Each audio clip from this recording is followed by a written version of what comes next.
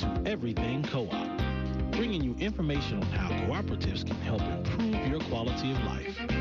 This show is being sponsored by the National Co-op Bank, NCB. The NCB is dedicated to strengthening communities nationwide for the delivery of banking and financial services for the nation's cooperatives, their members, and other socially responsible organizations. For more information on the power of community ownership, visit ncb.coop. That's ncb.coop. Now stay tuned for your host, Vernon Oakes. Welcome, everybody. This is Vernon Oakes. Welcome to Everything Cooperative. You know, it's a beautiful day out here in the Washington, D.C. area, and we want to give thanks. As you probably know, Thanksgiving, they're originally celebrating as a day of giving thanks for the blessings of the harvest and of the preceding year. So we don't do a whole lot of harvesting in terms of agriculturally, at least in the Washington, D.C. area. Some of us may be planting a garden. But we have thanks that we could give for other things. So the question is, what do you have to be thankful for? And particularly your cooperative blessings. We want to look at how cooperatives have improved your quality of life, saved you money, taught you about finances, improved your standard of living, improved your access to healthy foods, provided greater access to products and services, or just taught you the principles of living cooperatively. So what might you have? You could call in at 1-800-450-7876.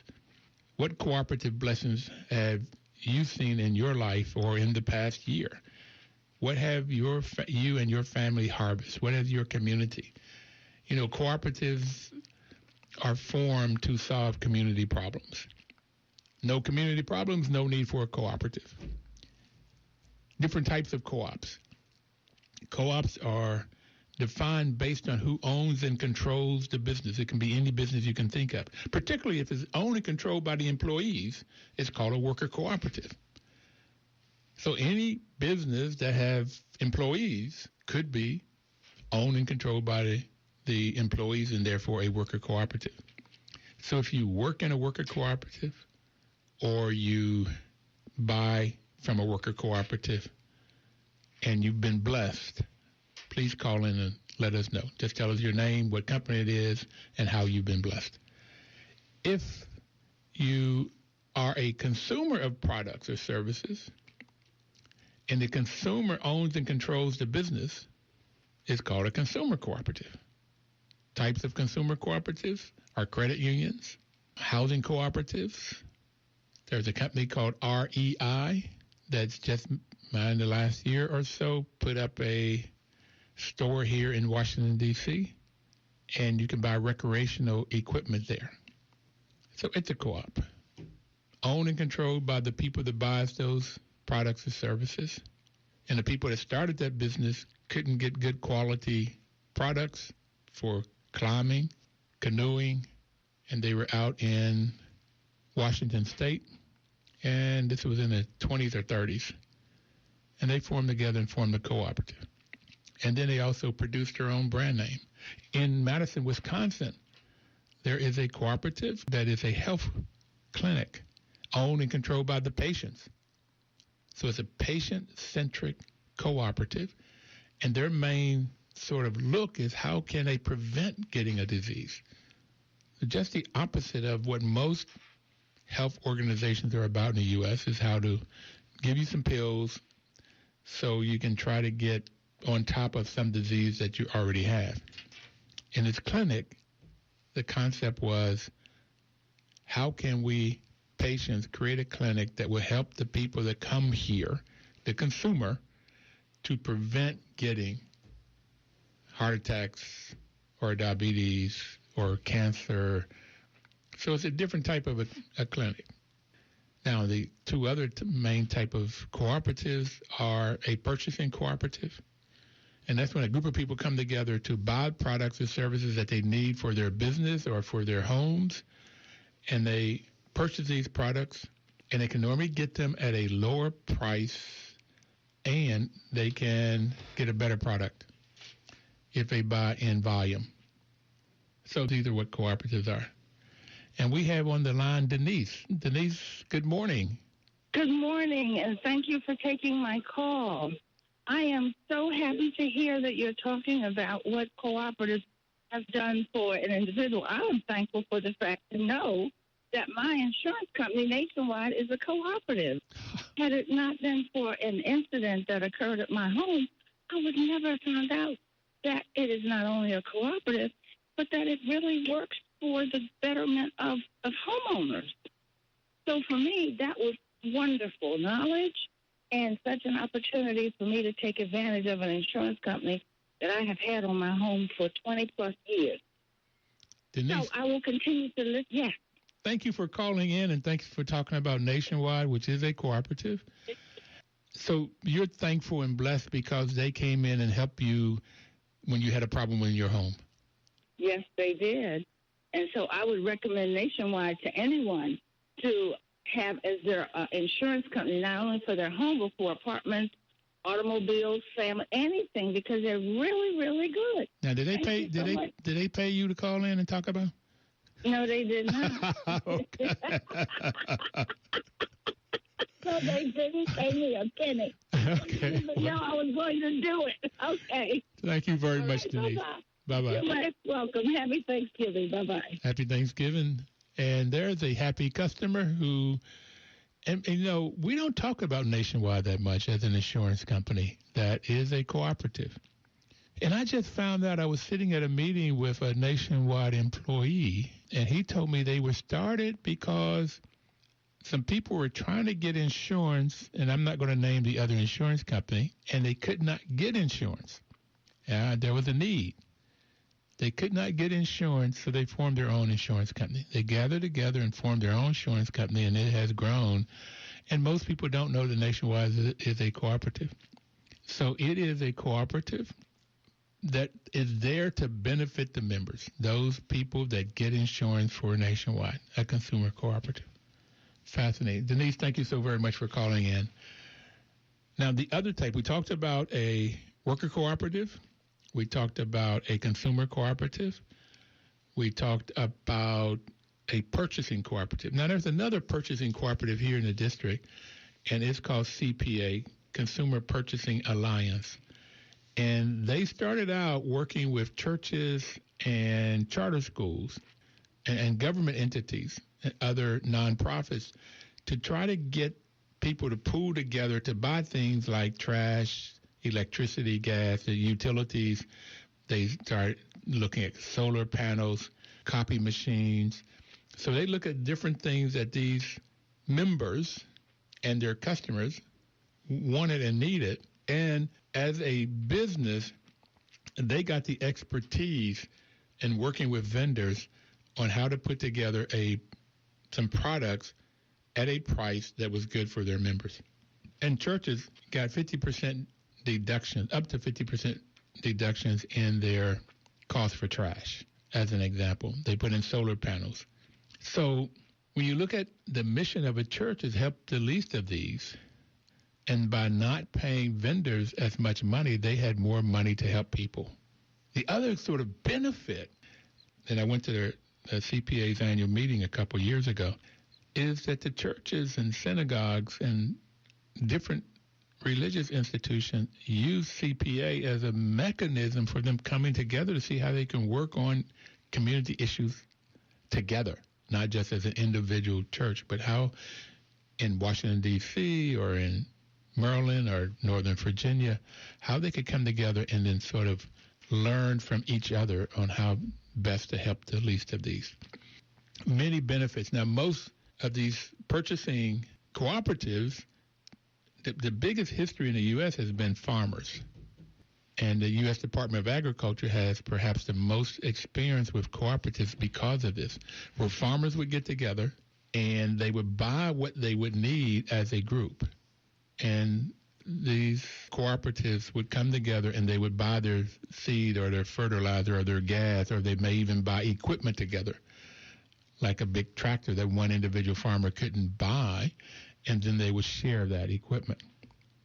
And this is what a purchasing cooperative does. And those farmers then would practice best practice and learn from each other on how to create the best corn or fruit or vegetables or whatever they were growing, cows or pigs or whatever they were growing, then they would learn best practices from each other. And we've had people, guests in here interviewing from NCBA, National Cooperative Business Alliance, CLUSA, and they were talking about internationally because they go out and they work with farmers throughout the world, a lot in Africa and Latin America particularly, and that how farmers right across the street, you could see the difference in a cooperative member and a non-cooperative member. The vegetables, the products were much better in the cooperative member than the person across the street. And he said, the gentleman that I was interviewing said he got out and he asked the farmer that was in the cooperative why his produce were so much better, so much green, so much alive. And he said because of what he learned in the cooperative about planting and growing and protecting his crop. So not only do you get better prices and a better product, but you also get the knowledge. The fifth principle of cooperative is knowledge, training, and information. And that was the first reason I ended up loving co-ops. So you got a worker cooperative, you have a consumer cooperative, you have purchasing cooperatives. And we talked about CPA, we talked about farmers, and now artists are beginning to form cooperatives. And there'll be purchasing cooperatives, and then they'll come together and buy a warehouse so that they can use this warehouse, share this warehouse, where each individual artist perhaps couldn't do it. It could be musicians, or it could be people of crafts. And some of them in a warehouse, they'll have in the back of the warehouse is where they make their products, and in the front of the warehouse, they will sell it or have it as a gallery to show their goods and services, their goods. In these purchasing co-ops, you also have the musicians. Now, because musicians, well, particularly most artists, they fluctuate in their income. Now, 1 month, they may have a gig or two, and then they'll have money. The next month, they perhaps have no money. So it's feast or famine.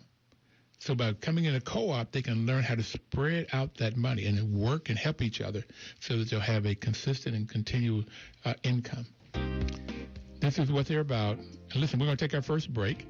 We'll be right back, and we'll talk about the other form of cooperatives. Please don't touch that dial.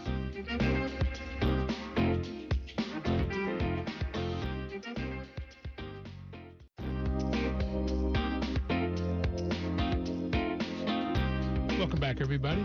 This is Vernon Oakes, and the program is Everything Cooperative. It's being sponsored by the National Cooperative Bank, whose mission is to support and be an advocate for America's cooperatives and their families, especially in low-income communities, by providing innovative financial and related services. And we just are very thankful for the National Cooperative Bank and all of the work that they have done around the world, particularly here in the U.S., in advocating and supporting cooperatives. And let's talk about in low-income communities. And if you note that most of the low-income communities, you'll find brown and black folk. And so National Cooperative Bank is right there, helping to provide these cooperative businesses, whether it's housing co-ops or credit unions or worker cooperatives, consumer cooperatives, whether they're purchasing cooperatives. And the last one we haven't talked about is marketing cooperatives. So marketing co-ops for the farmers is on the sort of the other end. The farmer will get into a purchasing cooperative and buy the seed and the goods that they need to farm, and then they farm.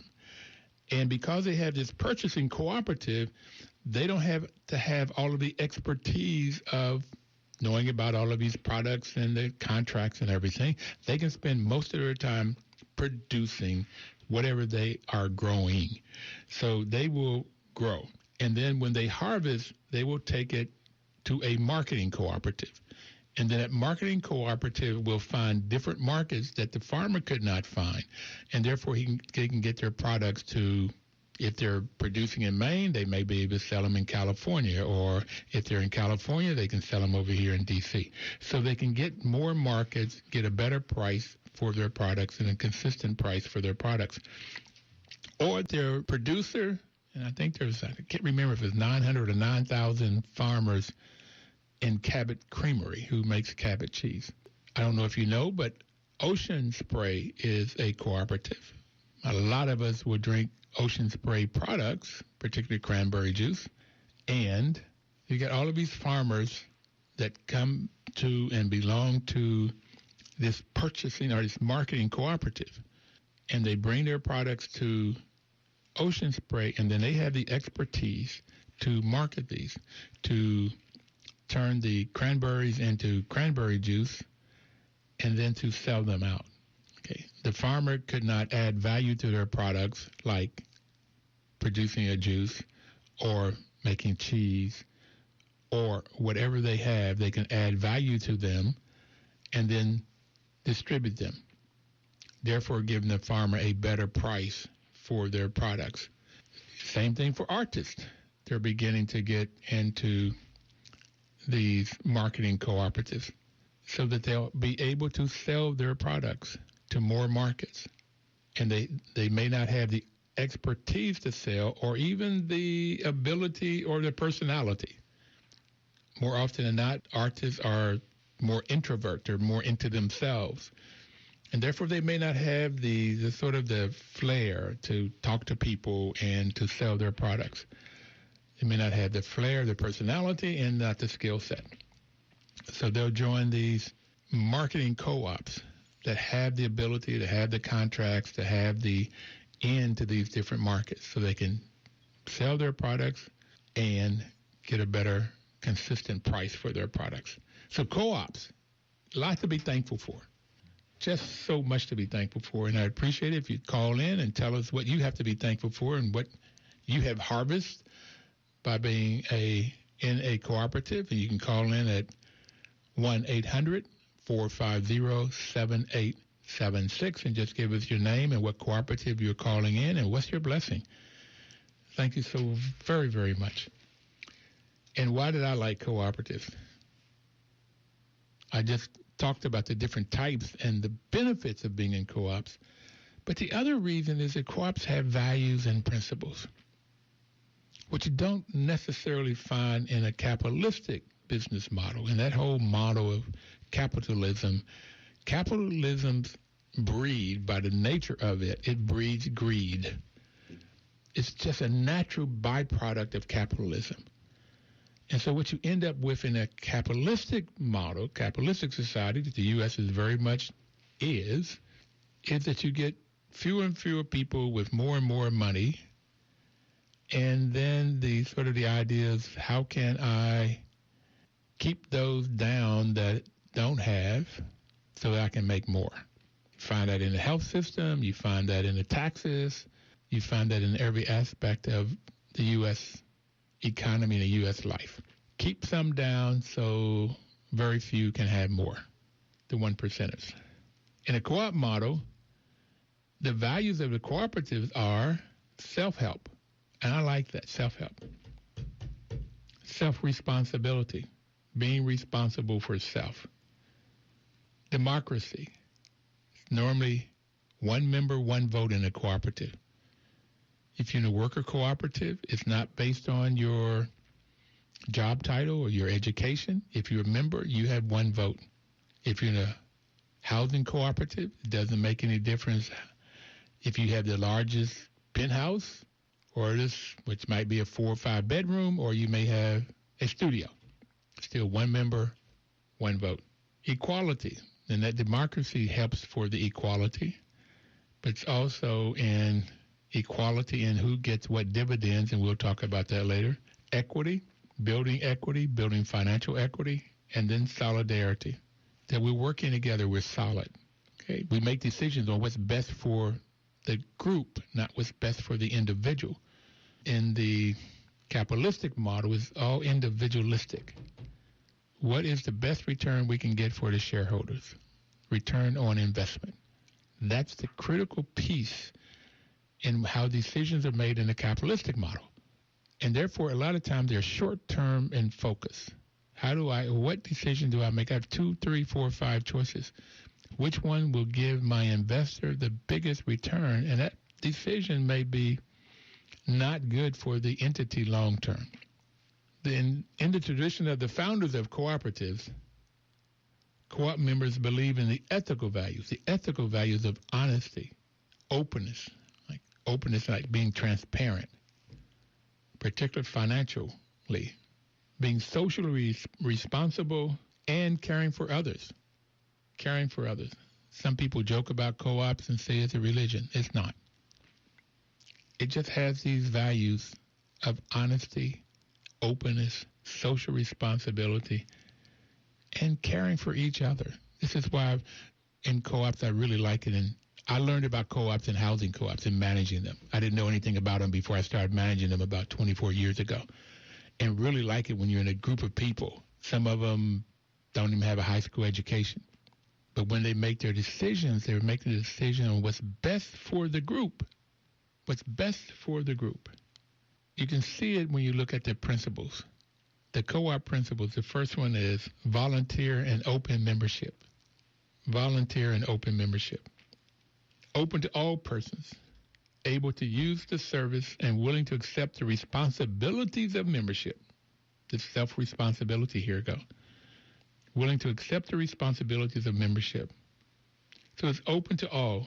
Doesn't make any difference of the gender, nor the social status, or race, or politics, or religious. It just doesn't make any difference what religion you're in or what political party you're in or in either or not religious. It just doesn't make any difference. A co-op, volunteer and open membership. If you can use the service and you're willing to accept the responsibilities of a cooperative, then you can be in a co-op. So that's a co-op. Now we have Yvette on the line. Yvette, good morning. Hi, happy Thanksgiving. Happy Thanksgiving. Now, tell me, what are you thankful for? What harvest have you gotten out of being in a co-op? Well, actually, I'm not in a cooperative, but cooperatives have given me the wealth of healthy food, and healthy food at an affordable price. I go to Glut and many other food co-ops, and I don't think people realize that because there's not a profit incentive, most food co-ops give you your products at a lower price and you have healthier food. And so I've been thrilled to take advantage of food co-ops, and I'm very thankful for having access to healthy food. Fantastic. And I've shopped at Glut too. It's right up Rhode Island Avenue in Maryland. Yeah, it's in Mount Rainier, Maryland. I should have mentioned that. Yes, it's been in existence for 30-something years. And it's a little small, funky place, if you will. Every time I go in there, there's reggae music or jazz playing. People are very, very friendly. And I have found the prices to be about 20% less than Whole Foods. Mm-hmm. At least the products that I have bought, it's much less, and sometimes it's the same product. Mm-hmm. And the veggies are great. The fruits are great. Yep. Mm-hmm. So you get a better quality product and a lower price, and it makes you healthier because they're not focused on profit. Thank you, Yvette. Thank you so very much. It's a pleasure calling in. And for those of you out there, Glut has been on the show. They just do a wonderful job. And if you like shopping for great products and produce and other healthy foods, go to Glut in Mount Rainier. Thank you, Yvette. Thank you. You're welcome. Happy Thanksgiving. Happy Bye-bye. Thanksgiving to you, too. So we've had a shout-out for Glut, and we have had a shout-out for Nationwide. And we're going to take our next break. So please don't touch that dial. We'll be right back to talk about the Thanksgiving and what you're thankful for.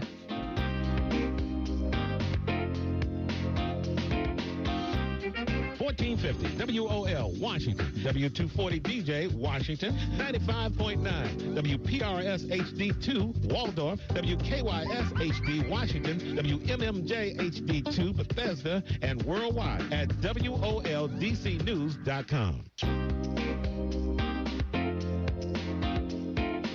Welcome back, everybody. This is Vernon Oakes, and the program is Everything Cooperative. And we're talking about being thankful for whatever harvest that you have received by either shopping at a cooperative or belonging to a cooperative. And perhaps you've even helped to form a cooperative. Sometimes we've had people on the show, there's only been 3 to 5 people that come together and they formed a co-op. They share their resources, they share their time, their talents, their pocketbook, and they form a cooperative. to help solve some community problem. We talked about the first principle, volunteer and open membership, before we took the break. And if you have a comment or a question, please call in at 1-800-450-7876. The second principle is democratic member control. Co-ops are democratic organizations controlled by their members who actively participate in setting their policies and making decisions. Actively participate. This is one of the main responsibilities of being in a cooperative, is to go to the meetings, is to study the bylaws, is to understand what is going on, and then get information so you can make informed decisions.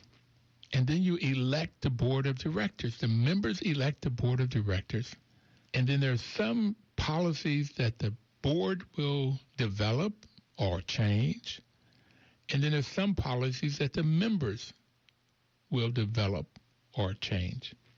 As I said earlier, democratic control normally means one member, one vote. One member, one vote. So of a cooperative, the different principles of a cooperative. We talked about volunteer and open membership. We talked about democratic member control. And now we're going to talk about economic participation. The members have the responsibility of voting, democratic member control, and they have the responsibility of participating economically. And as most of the time, a member has to pay in. Food co-ops, we talked about Jackson, Mississippi starting a food co-op. There's a food co-op starting in Fredericksburg, Virginia, and there's one starting in Ward 7. A group of people are coming together. And what I've heard mostly is about $100 to join for a food co-op. And this member participation in most of the co-ops I've talked to, it could be $10 a month, $5, something to where you build up this $100. And that gives you the right to be a member. And sometimes the member will have discounts on the food inside the store. In a housing co-op, the member participation is normally some kind of membership fee that could be the same as a security deposit in some cases, which might be 1 month's rent or co-op fee, or it could be set like $2,000, $5,000, $10,000. In some places in New York, I've heard of $20,000 and $30,000. If it's a market rate housing cooperative, it's whatever the market bears. It's what you would pay to get into the cooperative. So we'll use a food co-op because it's normally a small amount to join. But on the other side, at the end of the year, end of the month, end of the quarter, there may be a dividend check for you. In a food co-op, that dividend check is based on three things. It's based on how much money the co-op made, surplus or profits. It's based on whatever policies the members and the board have put in place. I heard one food co-op said 1/3 of the profit will stay in the business for growth. 1/3 of the profit would go into social responsible kinds of things in the community. They may give money to different nonprofits. They may help to start a daycare center. There's all kinds of different ways this co-op could help the community. And then they may say 1/3 will go into dividends. So it depends on how much money is made by the co-op. It depends on what the policies are that the members created. And then for a food co-op, it depends on how much you purchase. The more you purchase, the bigger your dividend. So you can put some money in. If you shop there, you get more money out, assuming there's a profit. It could be that the co-op, I think I heard this from REI, that they leave their profit in. Oh, no, they do give a dividend check, because one member had told me they like that dividend check because it can help them to buy Christmas gifts for their children. Okay, so they do give a dividend check, and they keep some for growth. So the fourth principle is autonomy and independence. Cooperatives are autonomous, self-help organizations controlled by their members. So if they enter into any kind of agreement with any organizations, including governments, or raise capital from an external source like NCB or HUD or just any place they they get money from, they have to make sure the terms allow the co-op to still maintain their democratic control by their members and maintain the cooperative autonomy. They have to have control. The co-op has to be able to make the control. And when we had the Cooperative International Alliance president, Dame Pauline Green, she said a lot of places in Africa, particular, the government would come in and want to control the co-op, and she said that was changing, that the governments are not trying to control the co-ops as much as they used to. You have to have the autonomy and independence in order to make the decisions, in order to have the democratic member control and member economic participation, and have it so that anybody can join. Open membership. The fifth principle, which is one I like the most, it sort of fits in that my mother was a teacher and I taught for 12 years, and I call myself a closet educator, and that's education, training, and information. And when I have gone to cooperative workshops and seminars and annual meetings, it's amazing to me how different cooperators just really give information away. Friendly and nice, supportive of each other. Cooperatives provide education and training for their members, elected representatives, managers, employees, so that they can contribute effectively to the development of their cooperatives. Cooperatives also inform the general public, young people, opinion leaders, politicians, about the nature and benefits of cooperation. So the cooperatives has the responsibility of educating everybody about the principles of cooperatives. And I want to suggest to you that cooperatives have not done a very, very good job of that. They've done a really great job of educating their staff and their members. Have not done as good a job at educating opinion leaders and the general public about the benefits of cooperatives. And this is why the National Cooperative Bank is sponsoring this radio program. We want to make sure that people really understand the benefits of cooperatives, the impact that cooperatives have. I've been amazed at the impact that cooperatives have in the U.S. and around the world. And that same interview with Dame Pauline Green, she said that on her board, there were people on both sides of the Iron Curtain, for instance. Just didn't make any difference about the political affiliations. There seemed like there's something that we all have in common, and that is how we can help our families, how we can help our communities. Again, it doesn't make any difference of your religious beliefs or your political beliefs. Are you left side, right side, conservative, liberal? Just all of those terms doesn't make any difference in cooperation. It is what is best for the community and the people inside the cooperative, what's best for families. So this knowledge is like hands-on knowledge. Like in the old days, you would get an apprenticeship and you'd learn how to make shoes or all of these different kinds of things, be a horsemith, just learning under somebody. This is kind of what I equate to being in a cooperative. You get in with a group of people and you learn together. And one of the major lessons you learn is how to work together, particularly when there's conflict, and there's going to be conflict. Just expect, you get two or more people together, you're going to have conflict. Sometimes if just one person have conflict within himself, but there's going to be conflict. So learning how to work together with conflict, how you make choices and make decisions, even when there's conflict, to where after the decision is made, after the vote has been taken, win or lose, your side, win or lose, it just doesn't make any difference. Then you come and you pull together and you implement that. And it will be successful or not. Then you come back together, whether it's successful or not, and you talk about it, and then you move forward. This is what cooperation is all about. And this is why Dr. Jessica Gordon Nembhard, in her book Collective Courage, said that most cooperatives are successful. If you look out 5 years after cooperatives get started, 90% of co-ops are still in business. Because of this, from my view, she did not necessarily say this, or I don't recall her saying this, it's because of this fifth principle, knowledge, this education, this training, this giving information to people so that they'll get the information that they need openly, transparent. Everybody has the financials. so they can make informed decisions. People figuring out when there's a conflict, how to resolve that conflict and make a decision and make a choice that's better for everybody. So co-ops, 90% of them are still in existence 5 years down the road. Compared to the capitalistic model, in the capitalistic model, you only have about 10 or 15% still in existence after 5 years.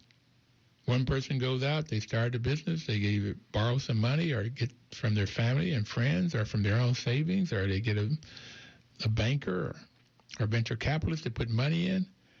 Now, they can get started faster. They can get started faster normally, particularly if they have their own capital in some kind of way or family money. The co-op normally takes longer to get started because of this education. Same as the decisions that are made in the co-op. It takes longer to get the decision made, but because everybody's in it and everybody implements it, the implementation is faster and better. Hey, we're going to take our next and final break on this Thanksgiving Day. Please hold on. We'll be right back.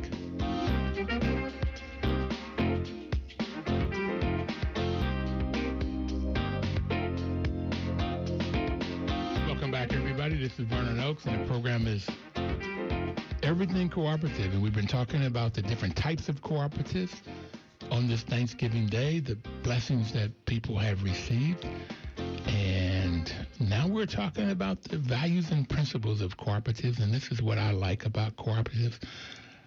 And we just talked about, and the values, we talked about voluntary and open membership, democratic member control, member economic participation, autonomy and independence. My favorite is education, training, and information.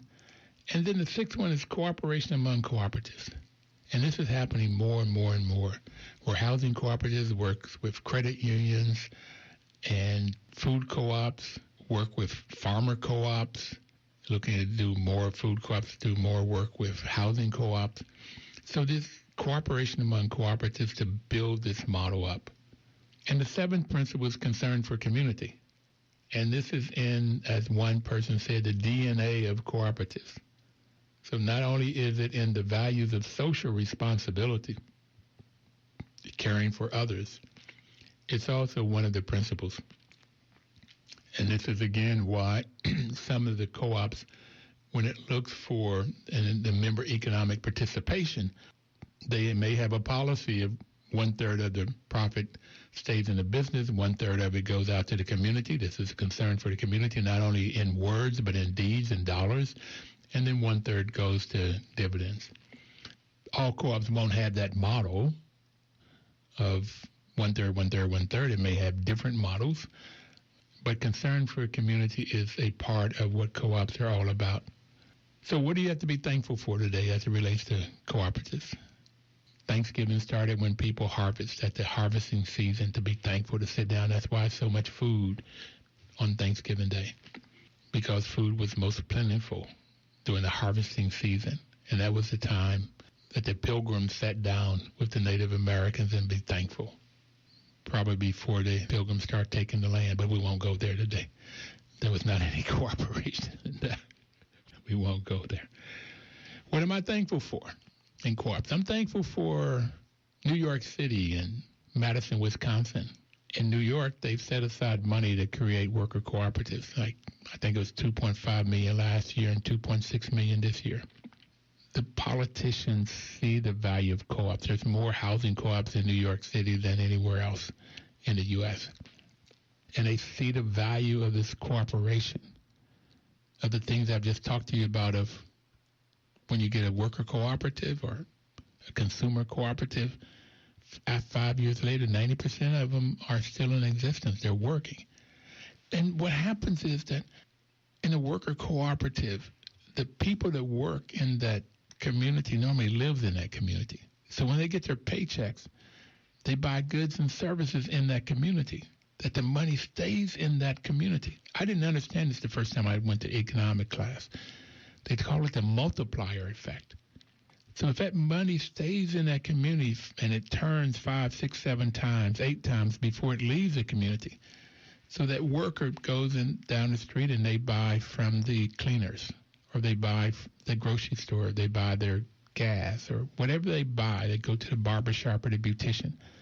And then the person in the store buys in that community. It keeps turning and turning and turning so that the community grows. And too often in poor communities, whether that's rural or urban, we call it the ghetto, that worker more often than not goes outside the community to work. And then they buy outside the community. So it turns at best one time. And these other communities are the ones that are growing. So that's one of the major benefits of a cooperative. The people that work in a cooperative normally lives in a cooperative. They buy and they do business in that community, and therefore that community grows. You get New York is understanding that, and so they put money to create more worker co-ops, $2.5 million.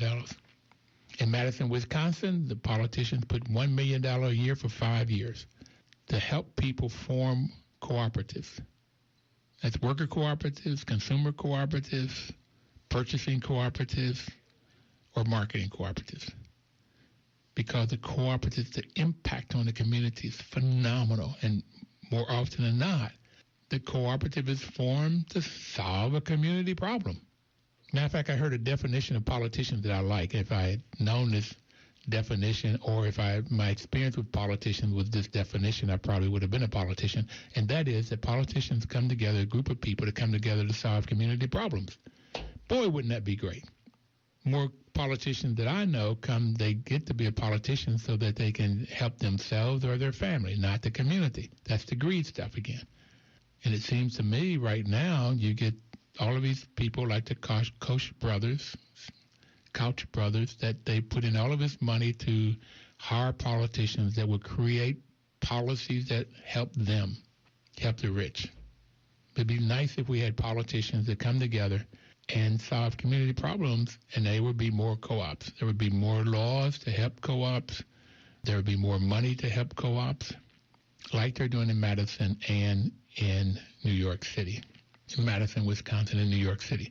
Now, in Richmond, there's a book called Communities Building Wealth. And that was put out by the Democracy Collaborative. And you can go on their webpage, democracycollaborative.org, I believe, and you can get a copy of this book. And in this book, it talks about the strategies that communities are doing to build wealth for the people in the community. And cooperatives is one of those strategies. So Richmond has an Office of Community Wealth Building. Office of Community Wealth Building. And that, to me, is this office is about seeing what they can do to build wealth for the people in the community, whatever community that is. In Cincinnati, there is a cooperative that the universities and hospitals who have this tremendous buying power are helping to form co-ops in the neighborhood, in a ghetto, in the areas that don't have a lot of money, low-income communities, and they form 3 co-ops. Okay, one of them does the laundry. One of them does solar, and the other one produces vegetables. So 3 different co-ops, and they create jobs, and they build wealth, and that's financial wealth, that's social wealth. They also Dame Pauline Green, again from the International Cooperative Alliance, said, cooperatives help people, and this is I'm extremely thankful for, help people to come out of poverty with dignity. I mean, coming out of poverty is great, but if you have dignity and self-confidence as you come out of poverty, and this is what's happening in like Cincinnati, I've just talked to, in Cleveland, Ohio, where they have this relationship and partnership between the universities and the hospitals to help create these cooperatives so people in the community, in low-income communities, can get employment and help run the business and create financial and social wealth. In Cincinnati, December 1st and 2nd, they're having a conference, which I am very hopeful to go to. I'm looking forward to going. I went a couple years ago, where in Cincinnati and throughout the U.S., and people will come in from all over and even internationally to talk about how do you build co-ops and how unions can come in and help co-ops, and how all of these baby boomers that have businesses are looking to sell their businesses, but they don't know they could sell their businesses to the employees, and employees form a worker cooperative. Okay, they already have the expertise of running the business. Too many businesses are just going under. They're folding, and then people lose their job. If they form co-ops, then they can not only have their salaries, but again, if there is a profit, they can make more money. Be thankful. You have a lot to be thankful for. You can also look up co-ops or help to form a co-op, develop a co-op, so that you can have control of your own destiny. And, just learn a lot and have self-confidence. Thank you very much. Have a cooperative week, and we'll see you next Thursday.